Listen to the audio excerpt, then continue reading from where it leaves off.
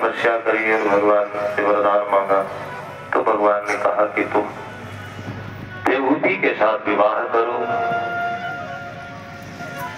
9 कन्या उत्पन्न करो, उसके पश्चात मैं स्वयं तुम्हारा पुत्र बन करके आऊंगा। जाकी रही भावना जैसी प्रभु मूरत देखी तिन तैसी। जैसी जिसकी भावना होती है ना, परमात्मा उसी स्वरूप में उसके पास जाता है।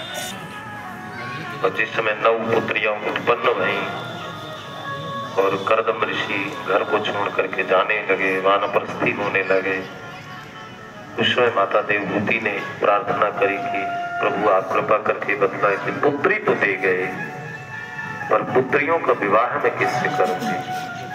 लालन पालन तो किसी तरह मैं कर लूंगी, पर विवाह करने वाला तो पिता ही होता है, वही तो घर जा करके घर जा करके वर ढूंढता है। तो महाराज आप विवाह भी कर दोगे। श्रद्धा को अभिभू पुरस्त को पुलर को गति नाम की कन्या दी गई। क्रतु के साथ प्रिया का विवाह हुआ। भृगु को ख्याति, वशिष्ठ को अरुंधति, अथर्वा ऋषि को शांति नाम की कन्या दी गई। और इस प्रकार से 9 कन्याओं का विवाह भगवान का अवतार हुआ। भगवान के अवतार के समय समस्त देवताओं ने आकर के ब्रह्मादि शंकर देवताओं ने उनकी प्रार्थना करी।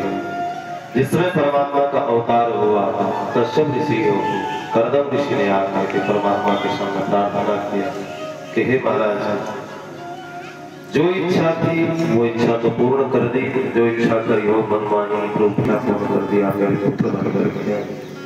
अब हे प्रभु, अब आप मुझे आज्ञा दे दे जिसने वन में जाकर के मेरे तप कर मोक्ष गति को प्राप्त करूं। तो गक्ष का मया कृष्णो मयि संन्यस्त कर्मणा जित्वा सुहृदयं मृत्युं मृतत्वाय